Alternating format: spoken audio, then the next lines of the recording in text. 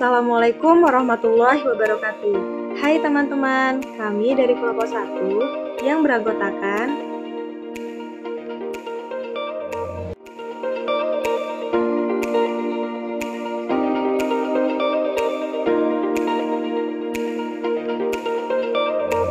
kali ini kelompok kami akan membahas materi tentang siklus hidup proyek. Proyek sendiri merupakan suatu kegiatan yang dilangsungkan dan ditandai terdapatnya waktu mulai sebagai garis start proyek dan tenggang waktu atau deadline sebagai tanda berakhirnya kegiatan proyek. Proyek juga tidak dapat dipisahkan dari adanya alokasi sumber daya tertentu dan dimaksudkan menghasilkan produk dan jasa yang kriteria mutunya sudah digariskan dengan jelas. Salah satu tanda-tanda khusus proyek dan menjadi pembedanya dengan kegiatan lain dikutip dari Subagio dalam Damayanti 2010 adalah terdapatnya waktu mulai dan selesainya yang sudah direncanakan. Dalam upaya agar proyek tersebut selesai dengan waktu yang telah ditetapkan, maka perlu dirumuskan secara jelas tahapan dan fase-fase dari proyek itu sendiri. Fase-fase tadi dikenal juga dengan siklus hidup proyek. Siklus proyek ini dapat dideduksikan sebagai suatu perkembangan proyek dari awal ide atau gagasan sampai proyek dinyatakan selesai, di mana tiap tahapan memiliki pola dan ciri tertentunya. Adapun secara umum dikenal 4 tahapan utama dari siklus hidup proyek, yaitu yang pertama tahapan konsepsi, kedua tahapan perencanaan, ketiga tahapan eksekusi, dan keempat tahapan operasi. Keempat fase umum di atas selain memiliki karakteristik tersendiri juga saling berelasi. Suatu proyek tidak akan berjalan dengan baik dan sesuai dengan batas waktu yang telah ditentukan apabila tahapan atau fase-fase tadi tidak dilaksanakan secara sistematis. Tahapan 1 misalnya merupakan tahapan awal dan menjadi landasan utama dimulainya proyek yang kemudian akan dilanjutkan kepada tahap kedua berupa perencanaan tidak bisa dilaksanakan dengan cara melompati tahap sebelumnya. Adapun dalam kesempatan kali ini kami akan membahas secara komprehensif mengenai tahapan-tahapan yang menjadi siklus hidup sebuah proyek. Tahapan awal dari sebuah proyek dikenal juga sebagai fase konsepsi.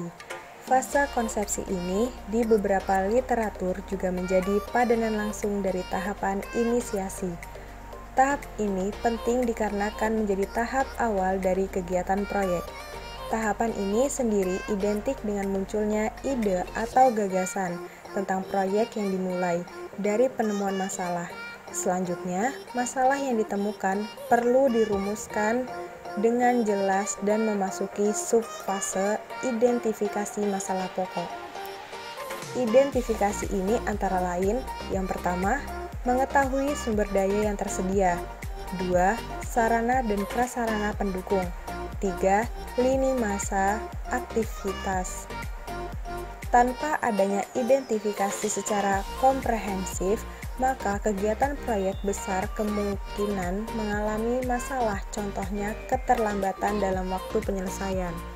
Selain melakukan identifikasi terhadap masalah, juga dirumuskan sejumlah pilihan solusi untuk menyelesaikan permasalahan. Sebuah studi kelayakan dapat dilakukan untuk memilih sebuah solusi yang memiliki kemungkinan terbesar untuk direkomendasikan sebagai solusi terbaik dalam menyelesaikan permasalahan.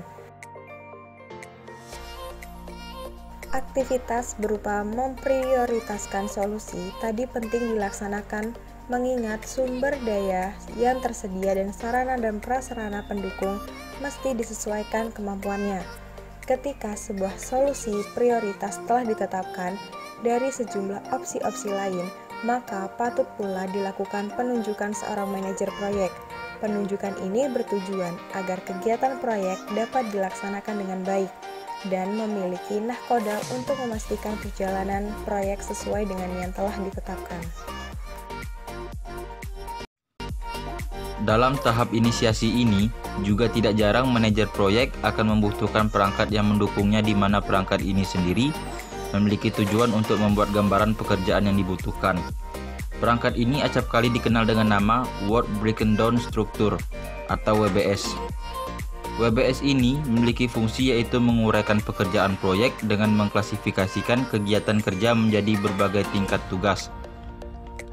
Dari penjelasan di atas, maka dapat dideduksikan bahwasannya fase konseptual atau inisiasi erat kaitannya dengan sejumlah karakteristik sebagai berikut, yaitu 1. Penyusunan dan perumusan gagasan, 2. Analisa pendahuluan, dan 3. Pengkajian kelayakan. Setelah menunaikan inisiasi atau konseptual, maka fase berikutnya dari kehidupan proyek sendiri dikenal dengan fase pengembangan. Ketika ruang lingkup proyek telah ditetapkan dan tim proyek terbentuk, maka aktivitas proyek mulai memasuki tahap perencanaan.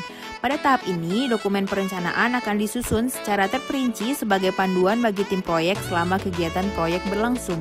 Adapun aktivitas yang akan dilakukan pada tahap ini adalah membuat dokumentasi project plan, research plan, financial plan, risk plan, acceptance plan, communication plan, procurement plan, construct supplier, dan perform care review.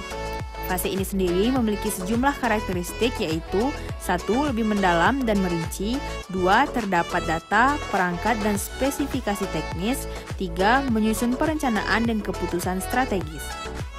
Fase ini sendiri terdiri atas 3 elemen pokok, yaitu studi kelayakan. Studi kelayakan sendiri merupakan subfase pertama dari fase pengembangan. Adapun tujuan dari subfase ini untuk meyakinkan pemilik proyek bahwa proyek yang diusulkan layak untuk dilaksanakan, baik dari aspek perencanaan dan perancangan, aspek ekonomi seperti biaya dan sumber pendanaan, maupun aspek lingkungan. Kegiatan yang dilaksanakan pada tahap studi kelayakan ini adalah: yang pertama, menyusun rancangan proyek secara kasar dan mengestimasi biaya yang diperlukan untuk menyelesaikan proyek tersebut.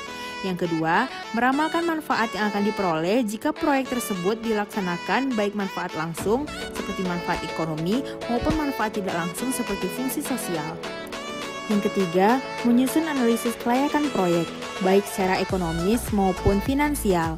Dan yang keempat, menganalisis dampak lingkungan yang mungkin terjadi apabila proyek tersebut dilaksanakan. Subfase penjelasan. Subfase kedua dari fase pengembangan sendiri dikenal juga dengan nama subfase penjelasan. Adapun tujuan dari tahap penjelasan adalah untuk memungkinkan pemilik proyek menjelaskan fungsi proyek dan biaya yang diizinkan, sehingga konsultan perencana dapat secara tepat menafsirkan keinginan pemilik proyek dan membuat taksiran biaya yang diperlukan. Kegiatan-kegiatan yang dilakukan pada tahap ini yaitu 1. Menyusun rencana kerja dan menunjuk para perencana dan tenaga ahli. 2.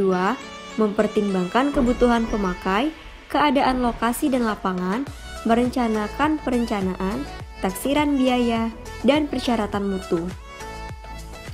3. Mempersiapkan ruang lingkup kerja, jadwal waktu, taksiran biaya dan implementasinya, serta rencana pelaksanaan. 4. Mempersiapkan sketsa dengan skala tertentu yang menggambarkan denah dan batas-batas proyek. Fase perancangan. Setelah melalui subfase penjelasan, maka berikutnya kegiatan proyek dalam fase pengembangan sendiri memasuki subfase perancangan. Adapun subfase perancangan ini sendiri dapat dibedakan menjadi 2 tahapan penting, yaitu yang pertama adalah tahap pradesain. Pada tahapan ini ditandai dengan adanya pematangan dalam desain sebuah proyek, di mana desain penyelesaian masalah yang telah dirumuskan sebelumnya dimatangkan lagi pada tahapan ini untuk mencari solusi final atas penyelesaian masalah sebagai pokok utama kegiatan proyek. Yang kedua adalah tahap pengembangan desain. Setelah melalui tahap pradesain, maka berikutnya akan memasuki tahap pengembangan desain. Dalam tahapan ini ditandai dengan adanya kegiatan di mana desain penyelesaian masalah yang telah dirumuskan sebelumnya dilakukan pengembangan. Adapun tujuan dari pengembangan desain penyelesaian masalah ini sendiri yaitu agar desain yang dicapai dan akan dieksekusikan kelak matang seutuhnya dan dapat disesuaikan dengan sumber daya serta sarana prasarana yang ada. Setelah memasuki fase pengembangan, maka selanjutnya aktivitas proyek memasuki fase eksekusi atau pelaksanaan. Kegiatan yang dilakukan pada tahap ini adalah merencanakan, mengkoordinasikan, dan mengendalikan semua operasional di lapangan. Pada tahap ini, deliverables atau tujuan proyek secara fisik akan dibangun. Seluruh aktivitas yang terdapat dalam dokumentasi project plan akan dieksekusi.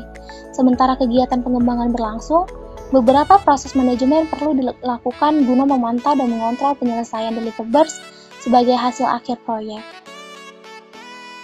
Dalam fase ini, tim proyek membuat perkiraan biaya yang pasti atau sangat akurat, memberikan pekerjaan yang diperlukan, dan memberikan laporan kinerja kepada pemangku kepentingan. Tim proyek biasanya menghabiskan sebagian besar tenaga dan uangnya selama tahap pelaksanaan proyek.